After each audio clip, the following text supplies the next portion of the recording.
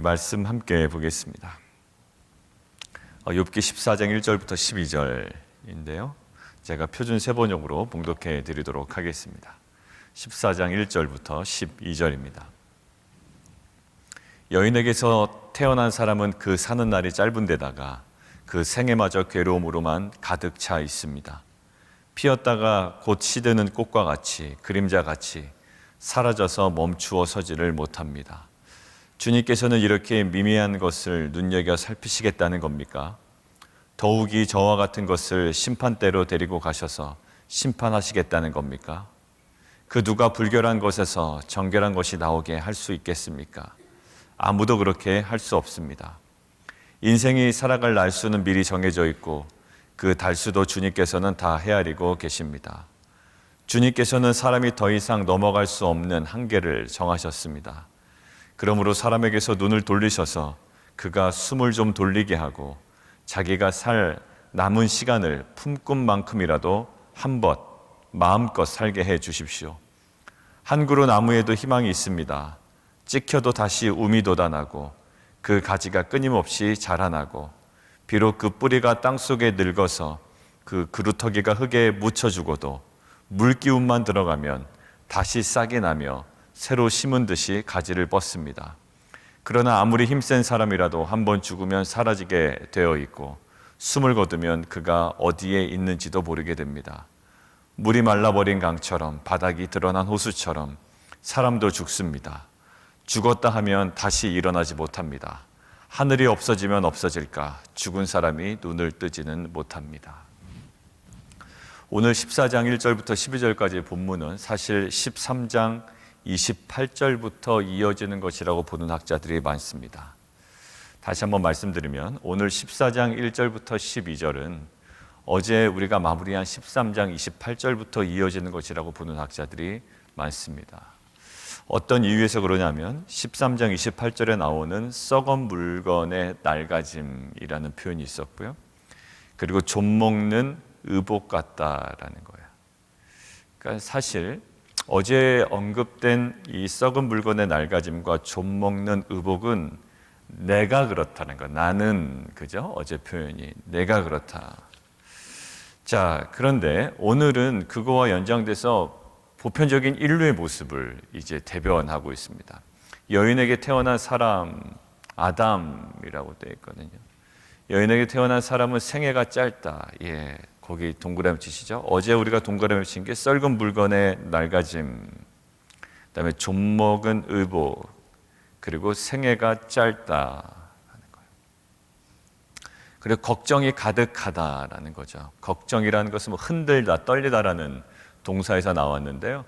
어떤 흥분이라는 의미도 있지만 사실 여기서는 두려움에 대한 이미지가 많습니다. 사실 수많은 두려움 속에 살아가는 게 인생이다라는 거예요. 그죠? 걱정, 두려움, 사실 그게 존재하는지도 모르지만 우리 안에 수많은 두려움이 있습니다. 그리고 2절에 보면 시드는 꽃과 같이 자라면서 시든다라는 거고, 그다음에 지나가는 그림자로 묘사가 됩니다. 지금 욥이 인생을 바라보는 관점이 여기에 다 녹아져 있는 거예요. 자신의 고통 속에 이 모든 것들을 투영해서 바라보고 있습니다. 자, 지금 상징된 여러 가지 이미지를 보면 썩은 물건의 낡아짐, 바로 썩진 않죠. 계속 썩어져 가는 거고요. 좀 먹는 의복도요, 순식간에 없어지진 않습니다. 어느 날 보니까 좀 먹어 있고 구멍이 커지고 버리게 되죠. 생애가 짧다. 그다음에 꽃은 시드는 게 또 금방 시들죠. 그거 상대적으로 비교해서. 그림자는요, 더 빨라집니다. 그림자는 있다가도 없어지는 게 그림자거든요. 그러니까 사실 그 지속성이 계속적으로 떨어지는 이미지들이 계속 강화되고 있는 거예요.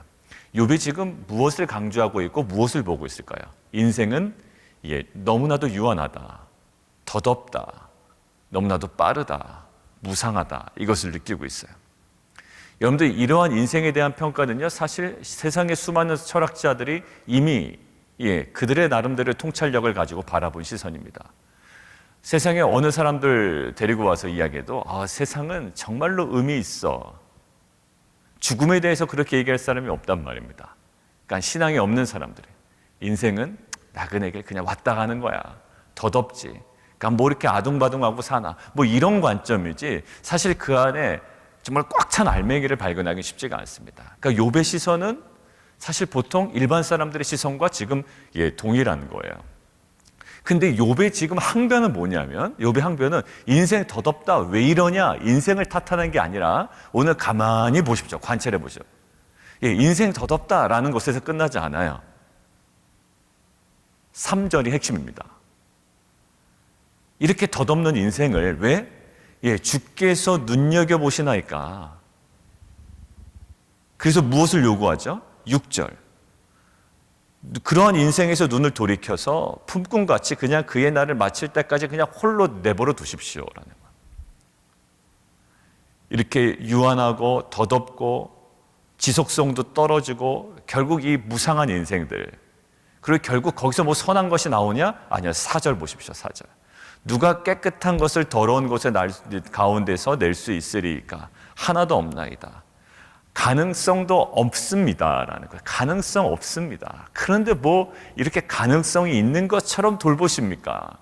아니면 가능성이 없는데도 불구하고 뭐 이렇게 꼬치꼬치 하나하나 보시면서 이렇게 못 살게 구십니까? 약간 이런 느낌이잖아요.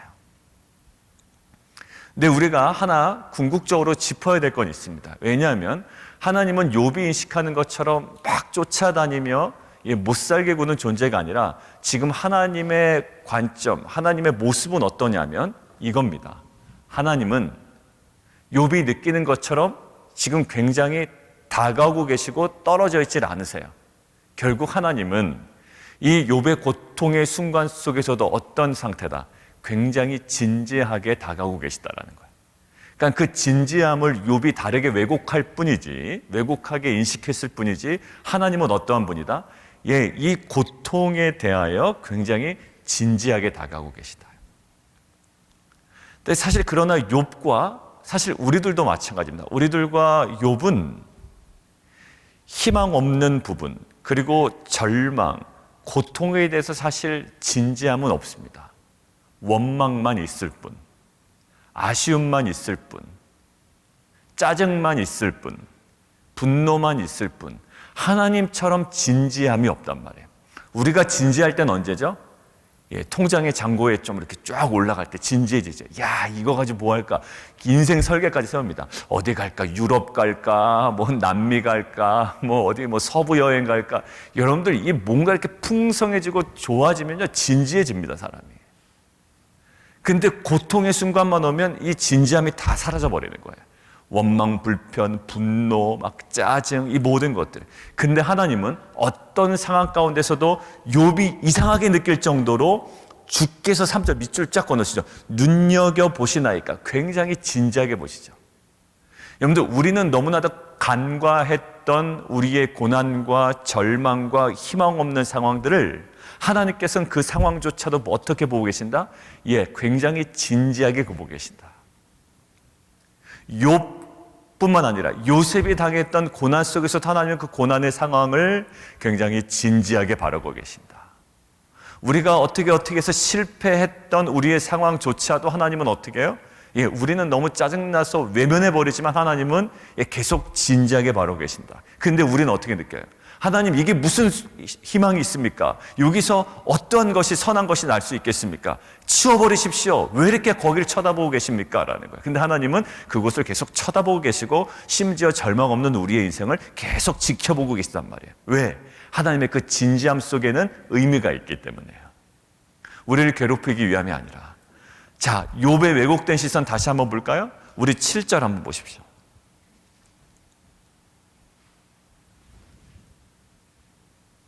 나무는 희망이 있다라는 거예요. 나무는 희망이 있다. 왜 희망이 있다고 얘기하나요? 지금 현재 상황이 좋아서? 그렇지 않아요. 오늘 욥이 바라보는 나무에 희망이 있다는 것은 열매가 있네, 그래서 나무엔 희망이 있다, 이렇게 바라보고 있지 않단 말입니다. 오늘 관찰해 보십시오. 왜 희망이 있다고 그렇죠? 열매가 있거나 풍성해서가 아니요. 찍힐지라도 밑줄 쫙 꺼놓으시고요. 8절, 죽을지라도요. 찍히고 죽는데 왜 희망이 있다고 욥은 얘기할까요? 물기운이 다시 들어오면, 8절, 새로 심은 것과 같기 때문에, 같아질 것이기 때문에, 거기에 대한 확신이 있기 때문에 희망이 있다라는 거예요. 즉 나무의 희망은 어디에 있다? 현재에 있지 않아요. 현재는 찍히고요, 현재는 죽어요. 그렇게 보인다고요. 그런데 나무의 희망은 현재에 있지 아니하고 미래에 있습니다.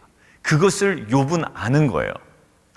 이게 지금 찍혀버릴지라도, 이것이 죽은 것처럼 보일지라도 물이 들어가면 다시 새로 심은 것처럼 같아지기 때문에 희망이 있다라고 이야기하죠. 자, 그런데 인간을 비교해 버립니다. 거기다가 인간은 왜 희망이 없다라고 이야기하는, 결국 10절부터 12절은 인간은 희망이 없다라는 거. 왜 그럴까요? 나무와 인간은 동일해요. 현재는 동일하단 말이에요. 어떤 면에서 나무도 인간도 현재는 어때요? 나무는 찍히고 죽어요. 것처럼 보여요. 그런데 사람은요, 지금 똑같이 죽는단 말이에요. 숨을 거둔단 말이에요. 그런데 어떻게 돼요? 나무는 물이 들어가면 새로 심은 것처럼 다시 살아나지만 사람은 12절 누우면 다시 일어나지 못한다라는 거예요.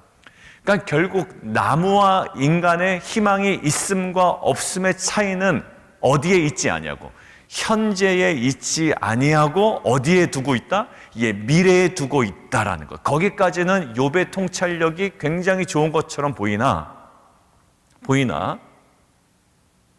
인간이 정말로 그러냐라는 거예요. 이것을 통해서도 우리가 항상 좀 고민했던 거 있죠. 우리의 소망, 우리의 희망은 궁극적으로 어디에 있다? 사실 현재에 있지 않아요.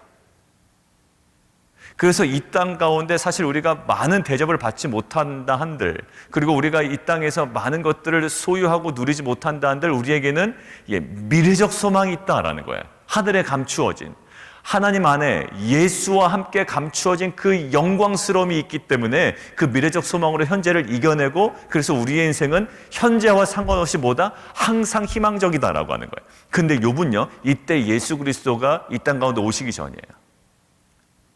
여러분들, 이 관점은 나무는 희망이 있지만 인생은 덧없다라는 관점, 아까 앞에서부터 계속 이어지는 거죠.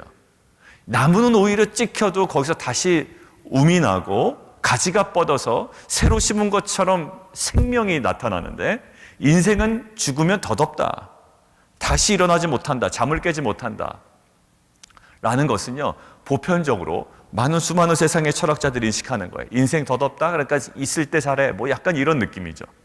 그런데 사실 이 관점이 무엇이 없으면 여기 머물 수 있냐면, 십자가가 없으면 그냥 여기에 머물러 있는 거예요. 여러분들, 만약에 우리에게 그 십자가가 없다면 이 인식은 그냥 우리에게 인정할 수밖에 없는 하나의 논리요, 하나의 정말 깊은 철학적 관점이 됩니다. 근데 이것이 우리에게 하나도 감동이 안 되고 우리가 동의할 수 없는 이유는 뭘까요?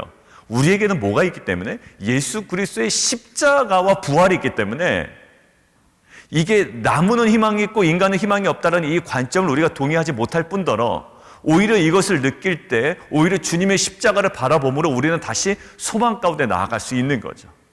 여러분들, 어제 우리가 수요일날 저녁에 말씀을 나눴는데요, 그때 주일 본문 가지고 나눴잖아요. 그때 이 욥의 친구들은 어떻다? 평안 가운데 있기 때문에 무엇을 경멸한다? 재앙 가운데 있는 사람을 경멸한다. 저거 죄 때문에 그렇지 라고 경멸한다는 거예요. 그러니까 평안에 있는 사람과 재앙에 있는 사람의 간극이 너무 크면 이해가 안 된다. 그래서 제가 어제 나눠야 되는데 못 나눈 말씀이 하나 있는데, 그게 뭐냐면, 셰익스피어의 작품 중에 로미오와 줄리엣이 있잖아요. 거기에 그 인용되어 있는 것들을 제가 읽어봤어요. 뭐라고 되어 있냐면 이렇게 되어 있더라고요. 상처 입어보지 않은 사람은 흉터를 놀린대요. 그러니까 상처를 입어보지 않은 사람은 흉터를 놀린다는 거예요. 근데 욥의 친구들은 어땠죠? 어제 본문이 흉터 있는 자를 경멸하는 정도까지 간다고요. 왜? 죄가 있다라고 해서. 그러니까 결국 그 사람의 흉터가 그 사람의 부패와 악함을 증명한다고 생각했기 때문에 오히려 흉터 있는 자를 경멸하는 수준까지 가요. 맞아요. 셰익스피어가 작품에서 써놓은 것처럼 상처 입어보지 않은 사람은 흉터를 놀려요. 근데 어제 우리가 묵상한 것은 뭐죠? 그가 시험을 받아 고난을 당하셨은즉 시험 받는 자들을 능히 도울 수 있다라는 거예요. 그는 상처뿐만 아니라 그 상흔이 너무나도 뚜렷했던 분이고요. 그리고 어제 함께 나눈 것처럼 모든 일에 우리와 같이 똑같이 시험을 받으신 이기 때문에 동정하지 못하실 리가 아니다. 그래서 은혜를 얻기 위하여 은혜의 보좌 앞에 담대히 나아간다는 거죠. 여러분들 지금 욥이 바라보고 있는 이 인생에 대한 왜곡된 관점은 무엇을 통과하면 해결될까요? 예수님께서 걸어가셨던 그 십자가, 예수님께서 보여주셨던 이 부활의 관점으로는 이제 이것이 우리가 동의할 수 없을 뿐더러 오히려 절망이 아니라 하나님께서 허락하신 그 더 확실한 미래적 소망으로 우리가 나아갈 수 있는 귀한 믿음의 공동체가 될 수 있음을 믿습니다. 오늘 보세요. 이 욥의 관점에서의 최대치는 뭔지 아세요? 세상의 철학에서 인생의 덧없음을 두고 뭐를 최대치로 끌어낼 수 있을까요? 만약에 인생 덧없다, 죽으면 끝이다. 만약 이 관점에서 우리가 그러면 살아있는 이 순간에 끌어낼 수 있는 최대치는 뭘까요?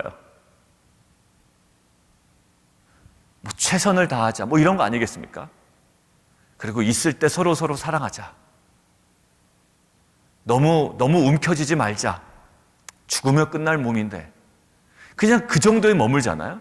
자, 오늘 욥이 이 인생을 향해 덧없다, 유한하다, 무상하다, 나무는 오히려 희망이 있지만 인생은 그렇지 않다라고 할 때 최대치가 어디서 보이냐면 6절에서 보여요.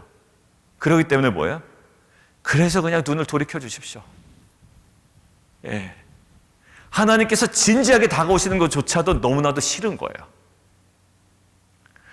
고통까지 진지하게 바라보실 이유가 뭐 있습니까? 뭐 고통 그냥 그러고 끝나는 건데. 죽음 그렇게 진지하게 바라볼 필요 뭐 있습니까? 죽으면 끝나는 건데. 그냥 내버려 두십시오. 뭘까요? 그의 날을 마칠 때까지 그냥 홀로 있게 하옵소서. 그냥 그의 날만 중요한 거야. 자, 거기 동그라미 치시죠. 지금 이 왜곡된 시선에서 가장 중요한 뭘까요? 그냥 그의 날이에요. 그의 날을 묵상하는데 결국 저는 뭐가 떠오르냐면 눈에 보이는 거예요. 그의 날은 눈에 보이는데 죽음 이후는 보이지 않습니다. 그러니까 어디에 그냥 딱 매여 있냐면 이 관점을 수용하는 자의 특징은 눈에 보이는 그의 날이에요. 그냥 있는 것으로 그냥 살아나가자는 거예요. 그냥 있는 것에서 그냥 그것으로 만족하고 그냥 그것이나 누리며 살자. 어느 거요? 그것이나 누리며 살자. 근데 우리는 어떨까요? 예수님께서 무엇을 우리에게 보여주셨습니까? 어떤 흉터를 남기셨으며 어떤 상흔을 남기셨으며 어떤 자국을 남겼었습니까? 너희들은 그저 있는 것으로 살아가는 것이 아니라 보이지 않는 것을 소망 삼아 살아가는 자들이다 라고 이야기를 하셨다고요. 여러분들 오늘 이 관점이 우리 안에 눈에 보이는 것으로 실망했고 좌절했던 우리의 모습 속에 이제는 보이지 않는 더 영원한 것들을 믿음으로 취하고 그것들을 소망으로 붙잡고 나아가는 귀한 공동체가 되기를 원합니다. 우리 함께 기도하며 나가도록 하겠습니다. 나무에는 희망이 있습니다. 희망이 있어요. 하나님께서 보여주신 거예요. 여러분들 나무에 희망이 있다는 것은 좋은 예입니다. 왜요?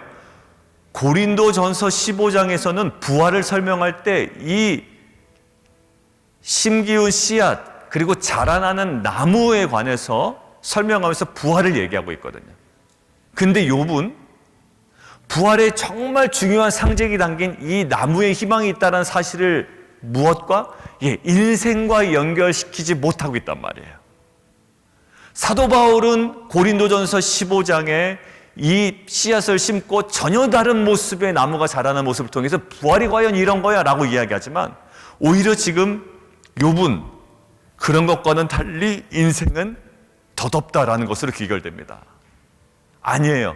그 나무가 희망이 있는 것처럼 우리의 인생은 더 궁극적인 희망이 있습니다라는 것이 성경의 결론입니다. 마치 나무가 죽어도 희망이 있는 것처럼 우리의 인생이 그렇습니다가 오늘의 결론이라고요. 우리 가운데 그런 확신이 있기를 원합니다. 단순히 어떤 지적인 지식과 동의가 아니라 이것이 생생하게 우리 안에 역사하는 하루 되게 도와 주시옵소서. 우리 함께 기도하며 나가도록 하겠습니다.